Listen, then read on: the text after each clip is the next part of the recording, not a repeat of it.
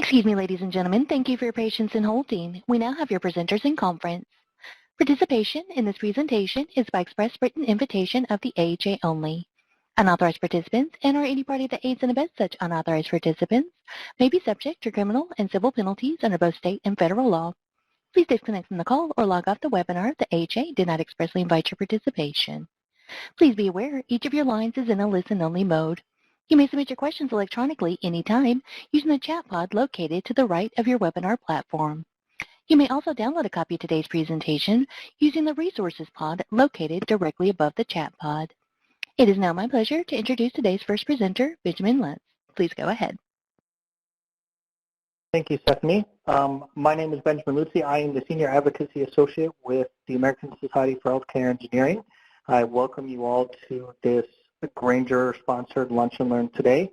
The information provided today is provided by ASHI as a service to its members, along with Grainger to everyone else on this call. This information provided may not apply to a viewer's specific situation. It is not a substitute for application of the viewer's own independent judgment or the advice of a competent professional. ASHI does not make any guarantee or warranty as to the accuracy of or completeness of any information provided. ASHI and the authors disclaim liability for personal injury, property damage, or other damages of any kind, whether special, indirect, consequential, or compensatory, that may result directly or indirectly from use or reliance on information from this webinar. Thank you again for everyone that has joined. At this time, I will turn it over to Kim Orange with Grainger. Kim, time's yours. All right, thank you, Benjamin, and good afternoon and good morning to all of you that are with us here today. My name's Kim Orange. I am the Senior Manager for Healthcare Strategy and Offers at Grainger. For those of you that have partnered with Grainger and have been part of our webinar events, thank you again for joining. As I think about today's topic and our focus, as less as a month ago, our goal and our content was not going to necessarily be focused on COVID-19, but as a sponsor and really asking for your time here today, I thought it would be idea and important to check and adjust and to try to create some discussion around content ideas and strategies that can hopefully help you and your respective organizations within your communities. With that, if we can, I guess I'm driving my own slides here, so I apologize. And I'd like to just open up and just say that Grainger, we're here for you. We are committed to doing everything we possibly can to help you respond and hopefully when things clear up here, be there to help you recover. Our commitment, as it has been for the last 5 or 6 years since we have dedicated an entire business unit to supporting healthcare, is to help the hospitals and healthcare organizations across the country in areas like operational efficiency, patient experience, emergency readiness, safety, and compliance. This tagline, this mission, this focus that is on this slide has been something we've been focused on for many years, and I don't think any of us would have expected to be where we are today in dealing with a pandemic that is dynamic and very fluid. But again, we are committed and hopefully doing our parts to help you within your local communities here today. So the speakers that I've asked to join our discussion today bring some unique perspectives that I'm hoping that we can share with you as points for consideration as we think about pandemic planning strategies and potential solutions for consideration. Before I get into the topic, though, I think it's good to just take a moment to pause and just think about some points for consideration around the fact that this is a very fluid situation that we are all faced with across this country. We continue to learn every day. I know I am. We have 230 representatives serving the hospitals and healthcare organizations across the country, and every day we are learning based on what's happening at the ground level. as well as what we are learning from our associations like ASHE and other organizations, as well as CDC and our federal and state governments. There's much of this is some of this is science-based, but in theory, but there are a lot of unknowns still, and even points of debate around certain aspects of dealing with this pandemic. Recognizing that each hospital is also unique in terms of their physical space, their resources, their practices and capabilities, et cetera, I think is also important. There may not be a one-size-fits-all for everything that you may be faced in dealing with, and we recognize that. We also recognize that there are global demand issues and challenges with the things that we would traditionally opt as our first choice for response if it was just a local or regional event. But all that has been impacted with this being a global event, impacting global manufacturing, imports, just-in-time inventory around many different types of things. And unfortunately, in the areas of response, even some of the things that would help with different aspects of surge are items that have always been made to order, even in times of preparedness, let alone in times of response. So those are just some things, a couple other bullets that I think are important for us to keep in mind as we move forward here with today's discussion. Our topics of discussion today will really be broken into two parts. So I have two partners with us here today. The first part of our discussion will really focus on some of the challenges with dealing with access control and security and the burden and the things that are really important as you're dealing with a surge of patients. So that'll be part of this, and we're going to have our partners share some insights with you. They're in a unique position to be able to share really what they're seeing as far as some of the pressures and challenges and best practices around the topic of access control, and again, decreasing that burden on the healthcare organization and security personnel. I know for many healthcare organizations, security often may actually fall under facility operations or VP of operations within support services. So I know many of our facility leaders are working closely with security, or in some cases are responsible for security as well. So that hopefully will be helpful to those that are on the audience, that are in the audience here today. And then the second part of our discussion, we're really focused on some of the other opportunities and challenges when we look at surge, specific to containment and isolation risk that need to be considered, especially in this time of surge. So that'll be the focus. We will have Q&A. Would encourage you to ask your questions throughout. And again, today is going to be really just sharing some points of consideration and thoughts and ideas, and then I'll spend just a moment at the end highlighting some ways that Grainger may be able to assist you should you have further interest after today's call. So with that, I would like to now take a moment to introduce our two speakers. On the back half of our presentation, we will have Kirk Kaiser with Barrier Compliance Services, who is one of the three partners who is aligned with Grainger through our Grainger Safety Services Network partner. Kirk has extensive knowledge in containment, and he's going to share some of his ideas and thoughts with the team as points of consideration as we move forward here. The first presenter that will be joining us today is Chris Sonny, who is also part of our Grainger Safety Services Network. He is the Senior Director of Emergency Management at HSS. And with that, just in the interest of time, I'm going to go ahead and turn it over to Chris to get us started. So, Chris, if you want to take it away, you can do so at this point. Wonderful. Thank you so much, Kim. I also want to thank all of you for taking the time out of your busy days to join us. And, as important as this conversation that Kirk and I and Kim are going to have with you in regards to how do we protect the environment through a number of different means in terms of safety, security, isolation, and infection prevention, I'd be remiss not to thank all of you for what you're doing, whether it's the number of Grainger colleagues that I see as participants or other industry colleagues that we've worked with amongst the years throughout the country that are dedicating your time to this.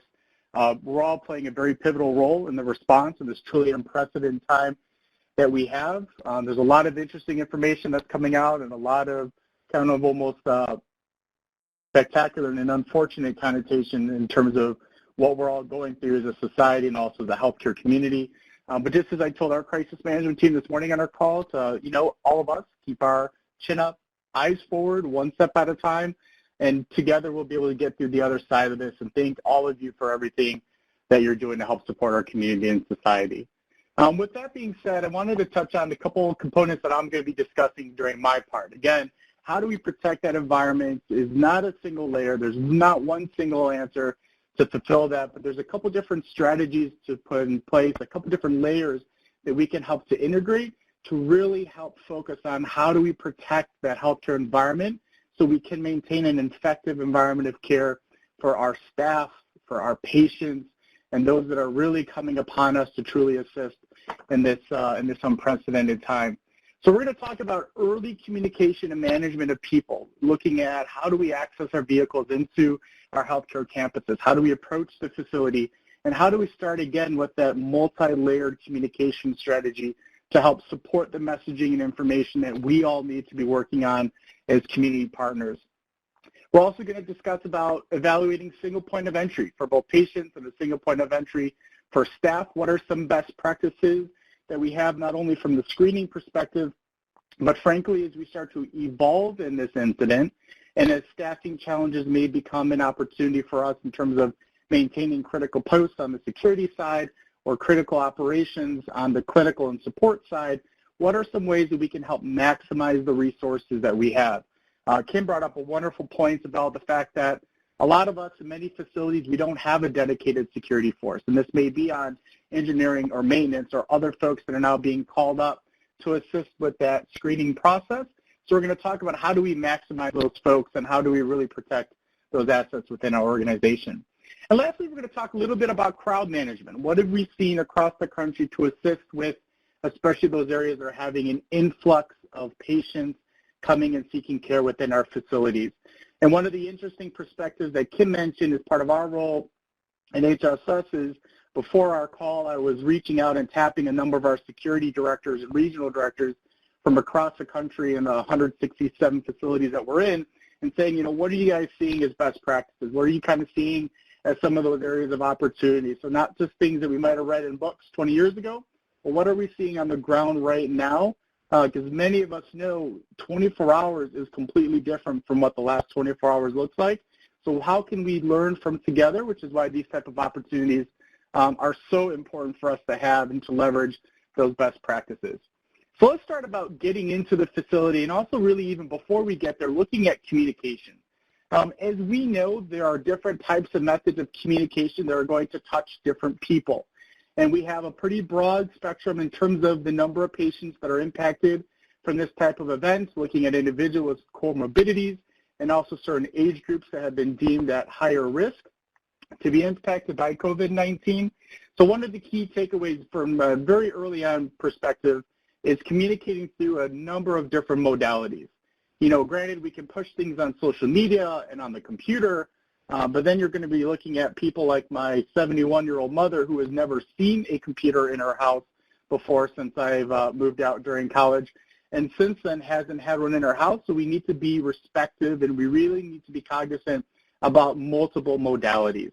So trying to push things with local media, leveraging those partners and relationships that we have to really kind of stay in front of that message of what do we want to do to help to make sure that people who need care, need testing, know when to receive that care, where to go for that testing, and really maximizing those emergency services in the acute care setting for the people that greatly require it.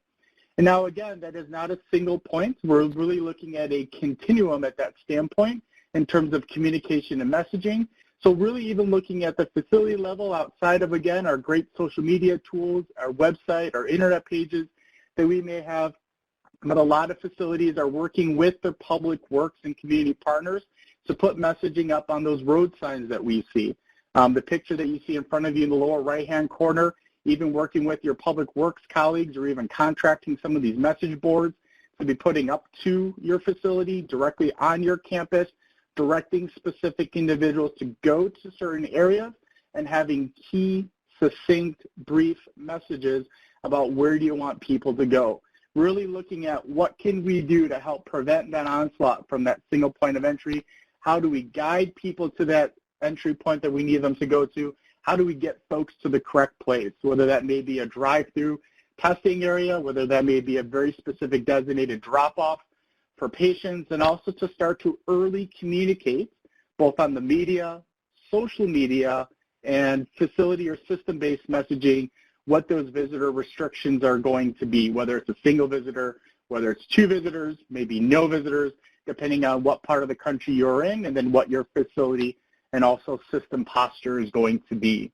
So that key messaging, again, multiple modalities, is really going to be a key piece. The other thing we start to take a look at is traffic control measures. You know, where do we let traffic go? How do we assist in the ability for our staff and critical personnel to get where they need to go? You know, my wife is a cardiovascular device nurse right now. She's also a former ICU nurse. And one of the key things is our patient surge, that we want to try to make it as easy as possible for our staff to get to where they need to be so they can start their day, go through their own screening, and do what they need to do to be successful to support all of us. But again, when we look at controlling the flow of people to those specific points of ingress into our facility, and also where we want patient drop-off to happen, and also where specific parking is going to be for patients that are being dropped off at our facility, those barriers, those screening of traffic, yet the ability to have staff go and have clearly identified lanes for them to continue through is really key. So some of the organizations across the country have existing parking tags on their staff car in order to park in certain garages or lots. We're simply having security or other staff that may be helping with, or even community partners with access control, identify those individuals, allow them to quickly be waved on to get to those staff parking areas. Other institutions that we've heard back from have identified specific tagging that can have on the car, whether it be a sticker in the window or simply a piece of cardboard that was affixed onto the back of a rearview mirror. That's a color that may change predominantly based on how many days you are, or specific color connotation to identify essential versus non-essential staffing, but an easy way at the very early onset to expedite staff to get to where they need to be, and they're not getting bogged down with any traffic issues that may be coming into your facility. So early on traffic flow, managing that ingress, making sure the people that need to get where they need to get have the ability to do so, but then also from a patient satisfaction standpoint, and to make sure people get to where they need to be, really focusing on our ability to then direct individuals specifically where they need to be to help with that overall process that we have. When we take a look at some of the other steps that we're going to be taking in this process, we also look at our points of entry, right? And a lot of times our organizations have worked a long time to really develop these open care environments that is welcoming, that is easily accessible, that doesn't put the burden on the public, visitors and patients to come in to see their doctor, to see their loved one within the organization. And we then inherently have had multiple access points. We're now getting to a point in which, to help protect that environment, we really need to have some mindful discussions and evaluations on, number one, making sure we're not letting people who don't need to be in our facility be in there, but also making sure that we have the ability to appropriately screen individuals that are coming into the facility. We do know from a number of our partners across the country that initial point of screening are not only going to be clinicians, and many times they are actually not clinicians. We do see security acting in that primary screening standpoint. We've also had a number of other organization partners that have identified other staff that maybe have been deemed non-essential during this specific period of time, or the services that they are providing has been temporarily suspended or delayed, that they're now being recruited to assist in the screening process to identify, are you a patient? Are you a visitor? Are we just going to be tolerable within our visitation guidelines for right now? And then making sure we can start to identify if anyone is symptomatic, that we can assist them and try to isolate them as soon as possible, as early as possible, to minimize the spread and impact to both our staff and the other patients that may be coming to seek care within our facility. And we know that there's been a lot of questions of, what does that single point of entry look like? Are we going to funnel all of our staff and patients within this single facility, putting them side by side? That's some of that could potentially be infectious. And we don't say, and we don't recommend where that single point is. We're trying to funnel the entire population through one entrance, but clearly identify a location and have it clearly marked ahead of time on the road as you approach the entrance, then at the entrance as well, in terms of who is allowed to go in through that piece. Having a dedicated and separate area for our staff to come in that can also go through their own respective screening. We know a number of organizations are screening staff as they come into the facility, and a number of organizations, especially in areas that have a higher impact currently, are even doing things like putting a specialized or colored ID tag, a plastic tag that can be easily wiped down and decontaminated at the end of every shift and every day to show and demonstrate that that staff member has actually been screened, that has gone through that process, and then there's something that needs to be repeated on a daily basis.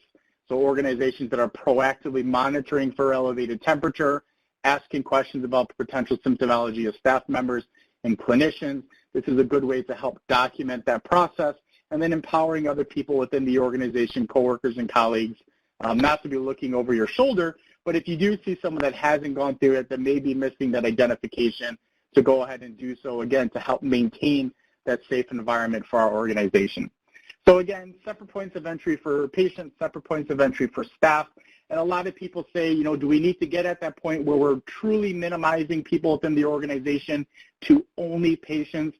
And that's a good question, again, based on the impact to your community, the surge your organization is seeing, and the type of services that are available. We don't need people in our organization at that standpoint that do not absolutely need to be there. So that's a good initial premise for you to have, whether that means you're going to dramatically decrease the individuals in your organization to help assist with that physical and social distancing. That's definitely a pro to evaluating this process, but also we also need to take a look at the point of not having visitors, especially for some of our specific patient populations where they can be assisting, and then where else are we going to have critical services and clinics that need to help support the community? How are we going to ensure people can get to where they need to be? So around with that point, talking about getting people where they need to go, talks about crowd management. And when we take a look at how do we deal and really screen people in large crowds, a lot of people have that idea in their head of going through a TSA checkpoint. We have multiple lines that are weaving in and of itself, having a lot of people in very close proximity to each other. Well, we clearly identify that's not a best practice for what we're trying to do. Even if these are symptomatic patients, we know that many of the symptoms may mirror what we're looking at in terms of, frankly, a cold or seasonal flu as opposed to someone that may be symptomatic with COVID-19. We want to try to provide enough space and enough smart design and infrastructure to try to minimize those interactions with individuals.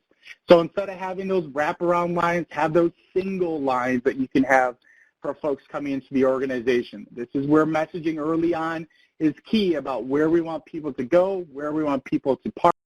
We understand, especially in those higher impact areas where there may be a large number of people that are waiting, having one long line may be prohibitive, but we need to start to get a little bit creative on how we can do so and then do so safely.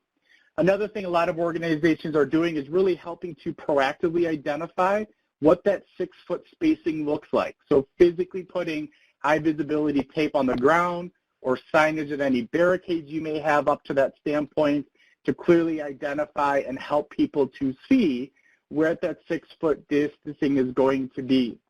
The other key thing is, especially if, again, there's a surge, there's a delay in that screening process coming into your organization, really good, clear communication throughout. So multiple signage in places, reminding people to consistently keep 6 feet away from one another. Give people instructions leading up to that single point of entry on what that process is going to entail. What are the questions that they're going to be answered? Any additional information or guidance so they can assist us in being good partners when we go through that entry and screening process into our organization. Some organizations that have staff available and PPE available to do so may have someone outside at a safe distance away talking to people that may be in the line. We've also seen a number of other organizations that actually have a recorded message that is mindful that it's not the same message that may be replaying if someone's stuck outside for any extended period of time, but a recorded message that may be in the most prevalent languages in your communities, not just in English, but what other languages are commonly spoken as people are coming in So when they read instructions on a sign or they hear instructions that are happening on the background, that they can be properly vetted and assist us in this process. Because a lot of times people are scared. They hear what's going on in the news. They're coming to seek refuge and care, and we can do a lot to assist with that. The last piece I'm going to talk about in this is just looking at some of those meaningful physical barriers. So when you have people coming into your area to try to go ahead and assist in protecting our staff that may be doing screening or registration or providing information, what can some meaningful physical barriers look like? We've seen a lot of organizations, even at the initial screening counter or that information desk for screening may be occurring at your facility, putting up some plexiglass that can easily be cleaned multiple times during the day by our great EVS colleagues that play such a pivotal role. We've seen this in pharmacies. We see this in grocery stores. This is not really the exception, but it's truly becoming normalized in the society that we're living in. And then again, greatly assisting our colleagues when they are actually there to do that screening, to help protect them, to help protect our overall workforce.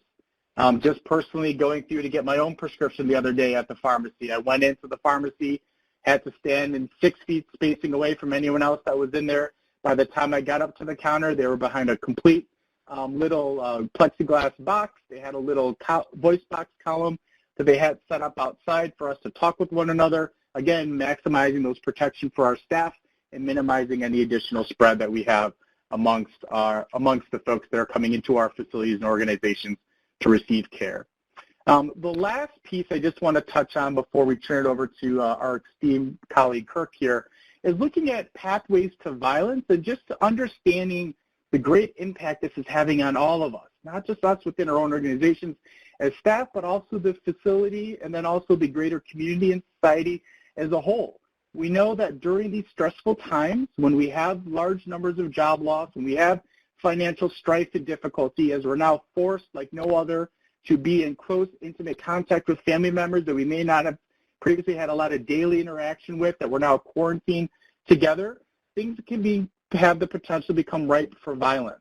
So starting to think about that now within our organization in terms of looking at our de-escalation techniques that we have for patients, for staff members, for visitors, for our phone banks that may be taking in questions, giving them good tools and resources, and then also as we start to evaluate the next step in this process and evolution, don't forget this piece isn't going away and the potential triggers that could cause in some individuals that are now desperate, seeking care within our organization, and even the mental and emotional toll that it's taking on our own staff. So as horrible as everything else that's going on, not trying to have anyone fearmonger or worry about their own staff, but just be cognizant about the potential impact this could happen, and then also the pathway to violence that this could be reaching into. With that being said, I'm going to turn it over to our esteemed colleague, Kirk Kaiser from Barrier Compliance Services to talk about his protection piece. All right, thanks, Chris. That was some great information, and a lot of it will go really hand in hand with what we're going to talk about here with isolation and containment. And as we do look at these two topics, I mean, they both really need to be considered together. You can't have really one without the other and have an effective plan in the hospital environment. And so it is really nice that Kim was able to put us both here together, because these two things really, really do go hand in hand and need to be thought about together.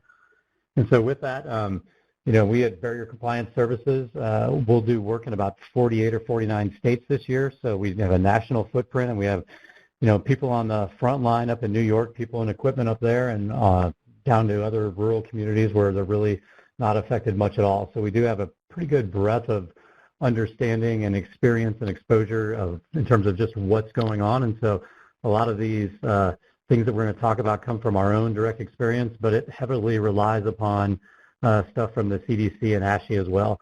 And in a discussion with ASHI right before we got on the call, their viewpoint is, you know, the CDC recommendations are the starting point for the things that we're going to talk about. And so, you know, then going on to additional steps and measures for obviously protecting all of our healthcare workers that are out there is just of critical nature right now, is one of the key things that we're seeing.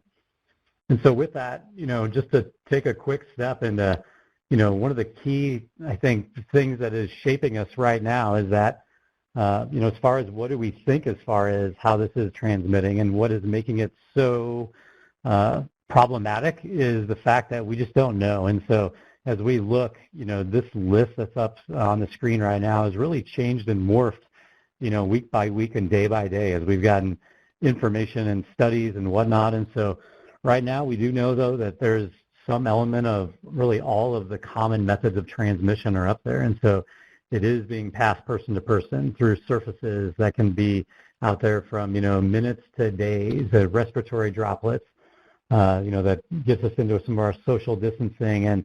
And more recently now, airborne is getting to be, a bigger risk concern out there. So, and due to the fact that it is, so widely transmitted through these different methods, is really going to shape how we want to think about isolation and containment.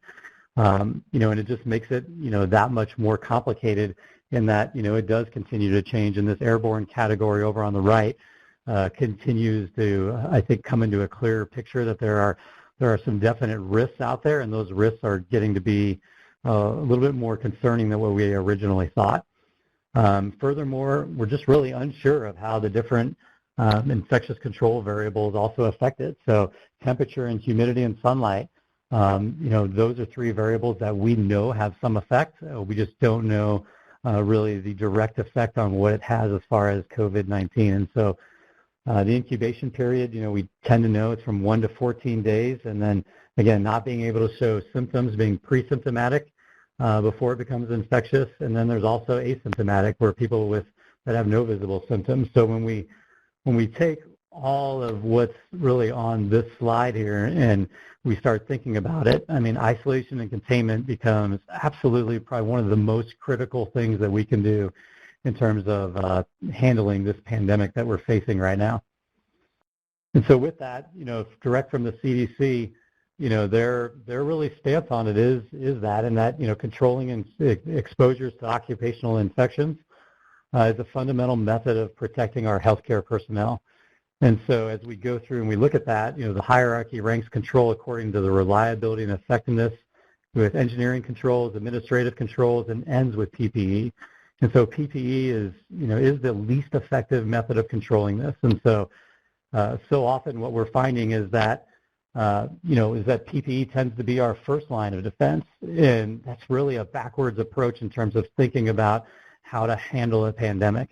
And so we want PPE to be the last thing that we think about in terms of, again, that hierarchy of control. And then the second paragraph there, again, direct from the CDC, is ensure facility policies and practices are in place to minimize exposures to respiratory pathogens, including the SARS-CoV-2 and COVID-19. Measures should be implemented in really 4 different areas, and that's what we're going to talk about today. Is we tend to look at it in the same way as breaking it apart into 4 unique areas, which is before the patients even arrive, upon arrival, throughout the duration, and then once that patient is no longer in that area that they've been, so that room. And so we're going to dive right in. And this is a pretty thick topic, and we're going to do the best we can in here in 20 minutes to, give you at the bare minimum of topics to be able to look at and to start your internal discussion how to address it. One of the things that Kim had said in the beginning was, each hospital is unique. It's that adage of if you've seen one hospital, you've seen one hospital. And, and that is really true here as well. So as we start talking about these measures, it is going to be different in terms of implementation as far as if you're in the urban core or you're in the suburbia or rural. Again, depending on the demographic of who you're out there taking care of and stuff. And so our goal today is to get you in these 4 different areas to start topics that definitely that need to be thought about regardless of, of that population that you're servicing. So the first thing, and probably the thing that most of the focus has been put on, during the patient stay. But probably one of the most key things is trying to really get out there and get ahead of it before anyone even steps on site. So doing things like pre-arrival calls, where we can start gaining information on people before they even arrive. So if they are symptomatic, encouraging telemedicine. Again, trying to do these things and reaching out to people that are going to be coming on site and taking this subset of the population And again, trying to address things and get information so that when they show up on site, we have a good idea of what and how to begin treating them, and getting that information so we don't even pre-engagement. Exactly like Chris said, as far as infectious control and containment, it is limiting the points of entry. So it is getting down to, individual points of entry for staff and for patients as much as possible. The concept of keeping patients in the car. So really trying to do things like bringing tests and swabbing to them, and then actually queuing them up instead of taking people and having them wait in our lobbies and waiting in these areas where they're actually going and touching our surfaces and breathing and doing everything. Trying to say, okay, we want them to be in their car, in their portable containment unit, if you will, and start interacting with them there and queuing them up there until we're ready to deal with those individuals and those patients. And so, the concept of having them in the parking lot and then, having some form of mobile queuing where at the point that we're ready for you, we'll give you a call. Think of a lot of the way that DMVs handle things now. So instead of having a bunch of people come in and, sit in a admission type lobbying area and then waiting for us there, we don't really want them coming in our facility until we're ready for them. So the guidance and the advice for the CDC is that, try to keep all the germs on the outside of the hospital that we can and try to minimize that. And so that begins, from the point that they pull onto our parking lots, onto our properties. And so, again, that requires coordination with security, like Chris was saying previously. And then trying to have triage stations outside the facility to, again, begin that screening process before they even come in and they enter into our admissions. And then other concepts, limiting visitors, and then, and at some point in time, limiting and or just canceling visitors altogether, depending on which stage that you're in. And then on that goes the same thing for elective surgeries and group healthcare activities. So, having these different trigger points within you, depending on where you're at with surge, where you're at with, your level of infection in the community, and setting these trigger points and being able to discuss them with all of the staff and doctors and everyone that needs to have on board so that everybody's on board. When we hit this point, this cues this next behavior to take place. And then the last point for that is, per the CDC, standard precautions assume that every person is potentially affected or colonized with a pathogen that can be transmitted in a healthcare setting. So it just doesn't, it's, looking for people that have symptoms and using that as our method for isolation and containment just doesn't really work that well for this pathogen that we're facing right now. And so we have to make the assumption that everyone that we're coming and dealing with has it. And so that begins, again, from the point that they step onto our property. The second thing is during the patient admission. And, the concept that we're really high on is moving that admission process out of the hospital. So you can see here, for example, the pictures that are up there. One of the facilities here in Kansas City is, taken their ambulance bays and completely converted their ambulance bays in a hard fashion. I mean, they've taken and done drywall and studs and HVAC and electric and everything that they need to do to, again, limit that point of entry and really try to take that admissions process out of the hospital. And so, again, we can have that next isolation and control area. And so, distancing with that, taking out chairs where we have people clustered in groups, establishing those physical boundaries like Chris talked about.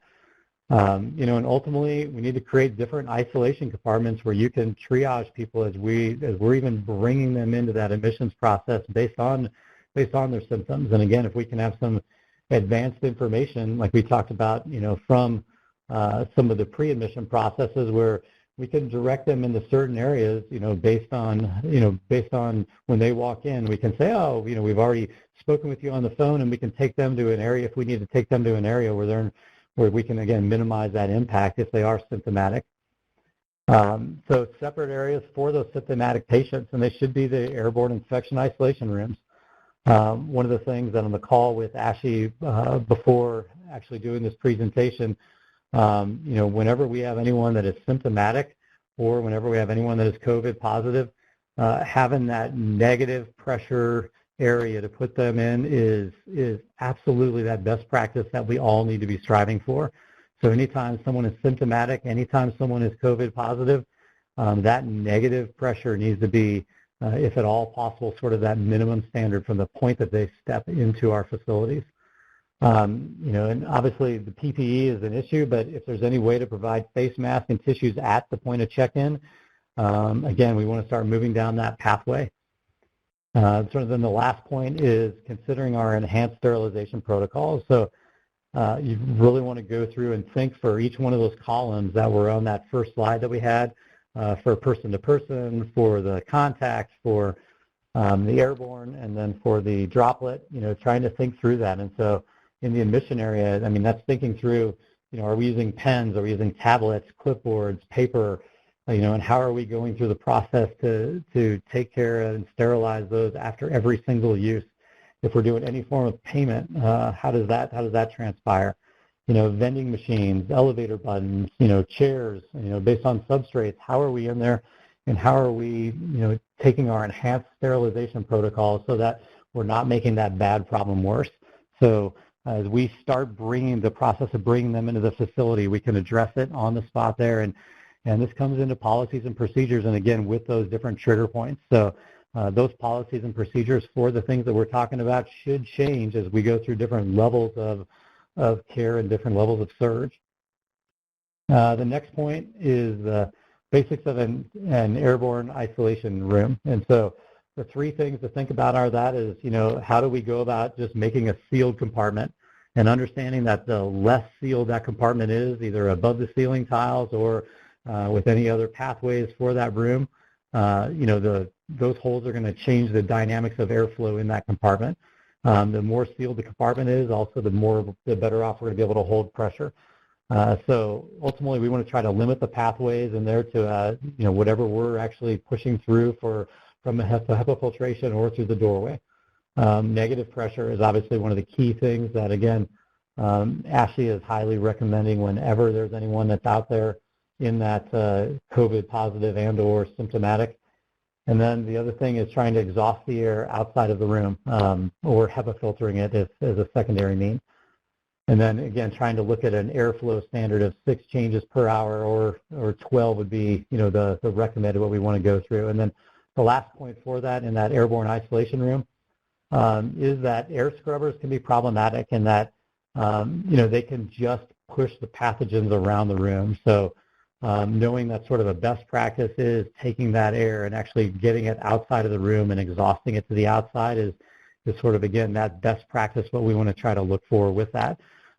So air scrubbers as a way to go in and try to turn that room over faster can be a good idea, but just know that, again, we don't want to try to make a bad problem worse. And so taking a look at a negative air machine versus an air scrubber, those are two very different pieces of equipment that have two very different uses.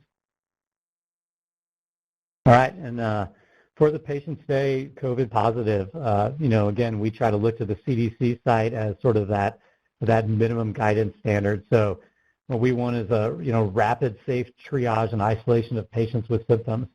So one of the key things that we see a lot of people not doing is from the point that we have those people stepping foot in the hospital is those transportation routes. So how are we providing that level of protection all along those transportation routes? Do we have specific transportation routes set up for people that are symptomatic or infected? And then limiting the transportation out of the room once they've entered it, trying to bring that level of care into the room where that patient is. And we ultimately we know that as we start getting surges, those airborne isolation rooms become limited. So we want to prioritize those rooms for those aerosol generating procedures. So again, having that policy that's going to change with those different trigger points as far as we go through stages. Other CDC recommendations, cohorting the patients, having a specific practice for limiting the staff that's going to come in there, prioritizing, obviously the things that most people are focused in on right now is that list right there in terms of how do we do that as far as that stay. So I'm not going to spend a lot of time on there. It seems like there's definitely a lot of attention around that stay for that for this slide. the thing that, definitely trying to, from an isolation and containment standpoint, putting a lot of attention on around these common area and use items. So having enhanced sterilization procedures around things that a lot of people are doing now, door handles, but, elevators and buttons, so think vending machines, things of that, anywhere where someone's going up and manually pressing something, mobile devices, if there's any sort of community computers, obviously cafeterias.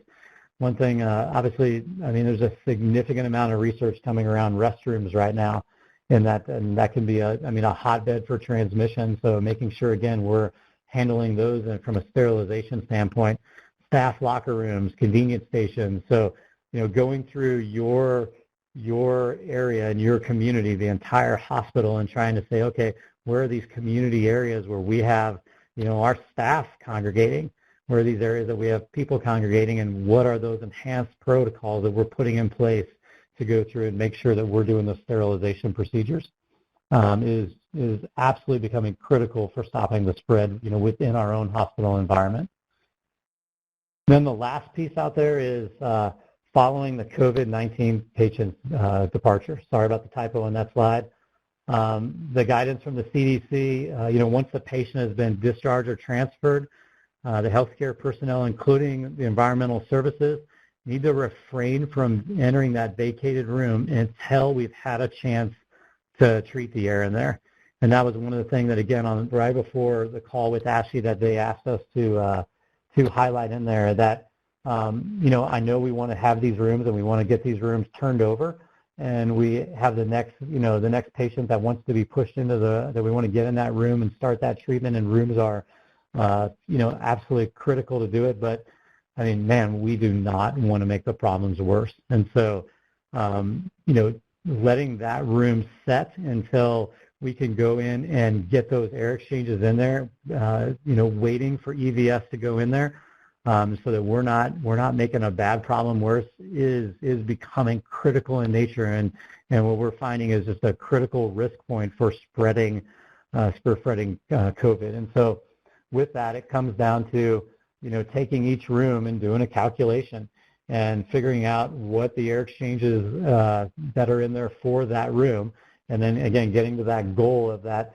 a minimum of 6, but getting to that 10 to 12 air exchanges, and figuring out, based on the size of the room, and if we're using some sort of portable device like one of the 250 to 500 CFM units, and doing some calculations and figuring out exactly how much time is in there, and making it known on that room that, hey, before EVS can go in there and wipe everything down, there's a period of time where we need to filter through that air, get all those pathogens out of the air, go in there, sterilize the room, and then we're good to put that next patient in there. And again, we're trying to limit the putting our healthcare personnel at risk. So many people think that when EVS rolls in and then wipes everything down, that then it's okay to go in the room, and they're going in there without the proper PPE because no one's in the room and we've wiped the room down. And the reality is, what we're finding is that, again, we're finding that this has the potential to be transferred from an airborne state. So we're trying to limit the exposure to our healthcare personnel, because that's becoming the greatest risk out there, is not having the infecting our healthcare personnel out there. So here's a chart. It's chart B1 put out by the CDC, but it comes down to a calculation per room based on those air exchanges that you're getting through either your air exchange system and or if you've set up any sort of portable system out there. So ultimately, the last slide we have here is it needs to be a staged approach. So there needs to be, you need to think about, okay, where are we at today? What is that trigger point which we're going to go and take and implement that next stage of the plan? And discussing what that trigger point is. Is it when we have all of our beds filled? Is it when we're at 70%? When do we want to start, at what level of triaging, start taking and changing all the practices that we're going to do as we're able to handle surges? And it is going to be individual based on every single hospital, based on your spatial considerations, your resource allocations, what sort of equipment do you have, on hand, what do you have secured, how are you going to, can you convert over storage areas, all your different ILSMs and so on and so forth. And ultimately, we're seeing, the gold standard is coming back and taking those life safety plans, which, we hope are as accurate as they can, and starting to line out visually where people can see these are pathways that people are going to go down. This is how we're going to stage equipment and materials. This is how we're going to do levels of triage. This is how we're going to roll throughout. And so, taking those life safety plans that you can mark them up from an infectious control standpoint, and then use those as your battle plans for your different phases.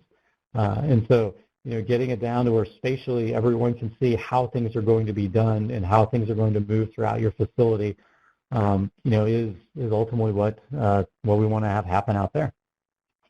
And so with that, I'm going to hand that over to Kim Orridge. I know this is a thick topic, and we can come in and we want to help you guys out. So if we can come in and help with, planning, labor, materials, equipment, whatever that may be, we are here for you. We do work across the country, and so we do get a lot of chance to see. Like I said, we have people on the front lines in New York right now, and so we do have a good level of experience where we want to come in and be that resource for you to be able to help and assist, in terms of even thinking through this, and then as you want to start putting resources in place, we are here for you. So it is a thick topic, and it is changing day by day. So totally appreciate the time, and turn it back over to you, Kim.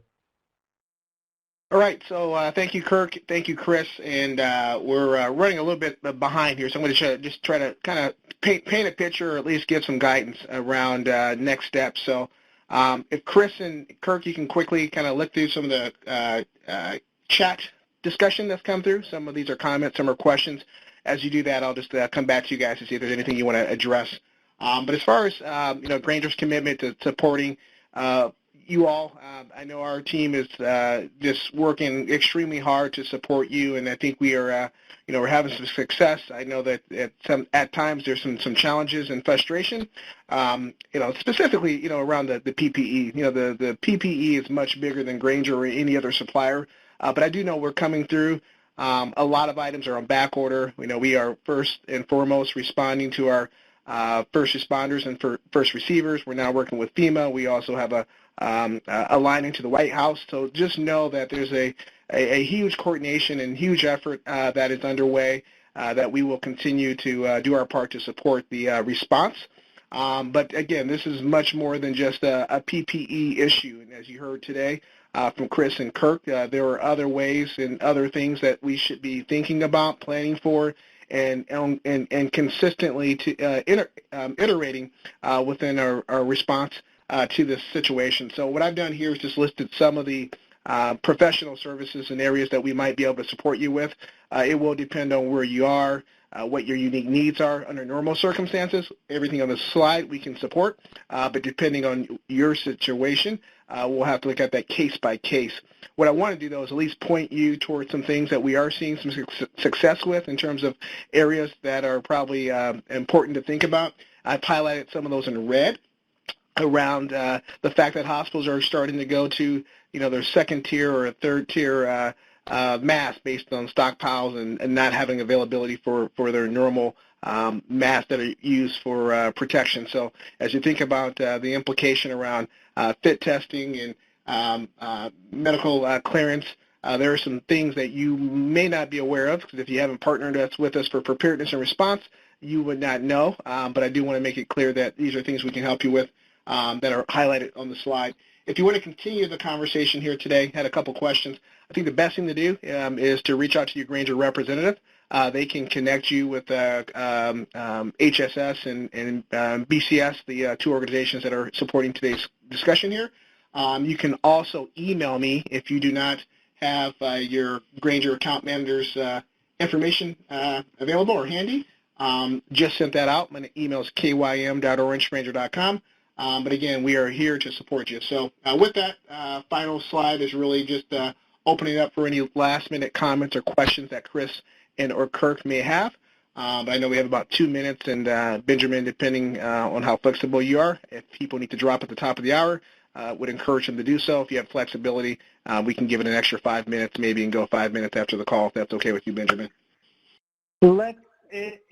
Stephanie, the operator for Conference America, if she can extend it about 5 minutes, I think we're okay to go about 5 minutes longer. Thank you, Benjamin. All right. So Kirk or Chris, any comments you want to build on? There's a lot of, I'm not used to the environment we're looking at in terms of questions, so I see you guys are responding to some of these directly, and I don't know if everyone's looking at the questions, but anything else you guys want to highlight or point out, Chris, in direct response to each other's presentation or the comments that have come through? Yeah, Kirk, I'll take Chris, one of the. Okay, go ahead, Chris. Yeah, well, just quick mention, there's a good question someone asked about masks and PPE, and should we be having more widespread utilization of masks? And we know that some health systems are going in that direction, especially for staff within facilities that are in any potential contact with patients outside of very specific office environments to proliferate that. It's difficult to do simply because, based on what you said, the availability of PPE, to make that recommendations without the proper PPE available could be, detrimental as well. And there's also always a risk versus benefit, and not proper donning or doffing techniques and things of that nature. And also if you're using like a cloth or cotton mask, if it becomes wet, those type of considerations. Kirk, what do you have to share? Yeah, one of the questions was around the use of a HEPA filter that is at 0.3 microns when coronavirus is at 0.1 micron. And there's a lot of studies out there that show that actually these 0.3 micron HEPA filters do a very good job at filtering out the 0.1 microns. In some cases, even better than filtering out 0.3 micron media. So all of the research and guidance from the CDC, ASHE, and is that you continue to use the HEPA filtration because it is showing to be effective, even though it may not, by first blush, seem like it may not work just because of the size of the particles. They've got significant volumes of research out there that show that it actually is. Yeah, and that was something that the advocacy team from ASHE had shared with us as a kind of a fact. So whoever asked that question, if you want more details on that, we can help you find that information. But again, it's just another thing to consider. Chris and Kirk, anything else? And then I have something I want to share with the audience here in just a moment about PPE and some things that at least I'm working on. Don't have the answers. It's fluid, but anything else, Kirk or Chris, you see right now? Yeah, maybe one last point is that everyone is now starting to consider sort of off-site areas as far as, hotels and dorms and things of which to try to go through and set up. If you're looking at setting those up to handle COVID-19 patients and obviously, taking a look at the structure and trying to look at it, just think of the three key things of trying to create completely sealed compartments in there, creating negative pressure, and then how you're going to deal with the air. So, those are the three key things as far as isolation and containment around creating these airborne isolation compartments. So as you're considering spaces, those should be the three things that you'd be looking at if you're looking to, again, take another facility and use those facilities to deal with your COVID-19 patients. Yeah, yep. And I know just to piggyback on that. Go ahead, Chris. I was just going to say, just to piggyback on that, for especially alternate care sites, there's some great resources and documents that are in the works and recently, if not already, come through from IAHSS, the International Association of Healthcare Safety and Security. So I would look to their website, too, along some additional guidance, especially around the specific security considerations about those type of alternate care sites. Awesome. Thank you. And then I was part of just a discovery call with a major manufacturer of N95s. I was on the call with a representative that is active at a healthcare coalition, and this person also has one site to the CDC. And what was brought to my attention is that there's a lot of uncertainty and understanding around going back to the mask. We talk about disposable N95s. Depending on the industry and the application, disposable does not mean, under normal circumstances, even though it may have been prior to COVID, that we could use it and should just toss it. We're trying to understand, whether it be, what are some of the cleaning, disinfection processes that can be potentially explored through as a means of preserving your mask. How we're learning that some team members may not know how to inspect a mask. How do you properly store a mask as far as best practices when you're not using it during shift? And then how much usage can you get? So there's a lot of unknowns that right now folks are working on trying to understand the situation we have with a shortage of PPE. Just wanted to share that those things are happening. Grainger is involved in some of those discussions in terms of understanding, and we're hoping to be able to share some of those findings as we continue to move forward. It's also a big question around calculating burn rates. Understanding based on your current infection population and employee staff and staffing, what is the usage and what should you be forecasting for moving forward, just based on where your city or state may be within the curve around confirmed cases, et cetera. So a lot of other things that to consider, but I share that with you because as we get more information to share, we'll be sharing that with ASHE, working with our Grainger team members to share that with you as well. I think we are at the end of call time.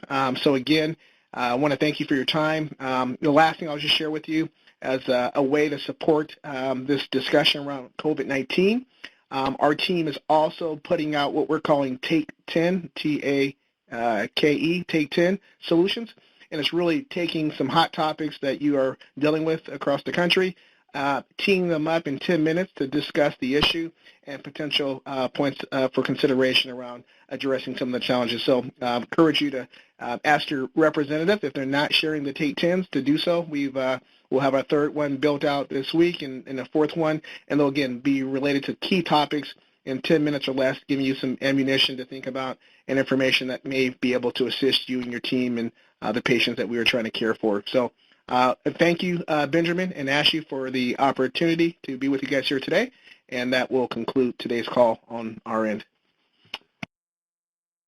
All right. Well, thank you very much. Stephanie, if you want to go ahead and finish up the meeting today. Thank you, ladies and gentlemen. This concludes today's presentation. You may now disconnect.